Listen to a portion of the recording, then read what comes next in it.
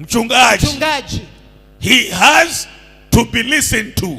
Lazima asikilizwe. For he speaks on behalf of God. Kwa sababu ya kunena kwake kwa niaba ya Mungu. For he speaks on behalf of God. Kwa maana hunena kwa niaba ya Mungu. He reads the scriptures. Anasoma vifungu. And explains to the hearers. Na kavieleza kwa wanaosikiliza. So that the people can understand. Ili watu waweze kufahamu. The will of God. Mapenzi ya Mungu. The purposes of God. Makusudi ya Mungu. What they are supposed to do as believers. Kila wanachostahili kufanya kama waamini. And when they learn, na wanapojifundisha, they will grow into perfection. Watakomana kukua katika kutimilika.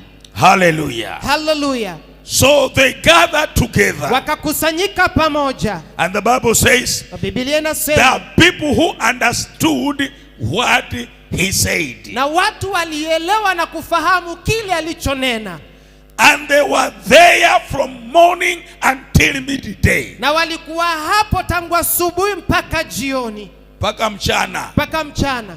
From morning, tangu asubuhi, they were reading, walikuwa kisoma, the book of the law. Kitabu cha Torati.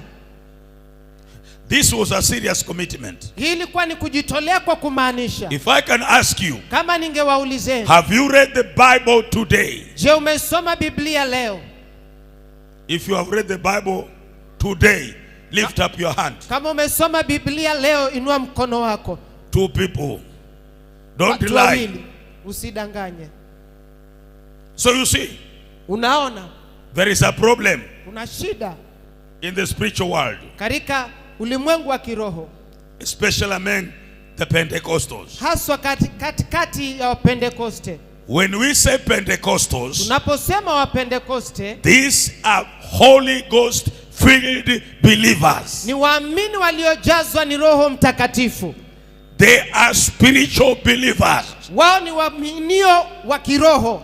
They believe. Wanaamini. They cannot live by bread alone. Wanaamini kwamba wawezi wakaishi kwa mkate peke yake. But by every word that comes from the mouth of God. Ila kwa kila neno litokalo kinywani mwa Bwana. So the word of God is their spiritual food. Basi neno la Bwana ndio chakula chao cha kiroho. So if you don't have the word in your heart, basi kama hauna hilo neno ndani ya moyo wako, you will have spiritual malfunction. Utakosa kufanya kazi vizuri kiroho. Amen. Amen. You will have lack spiritually. Utapungukiwa kiroho. You won't have strength. Hautakuwa na nguvu. You won't be bold. Hautakuwa hodari. And your faith will literally die. Na imani yako hakika itakufa. Hallelujah. Hallelujah. So these people, basi watu hawa, they heard and they were attentive to the book of the law. Wakasikiliza na wakawa makini kwa kitabu cha Torati.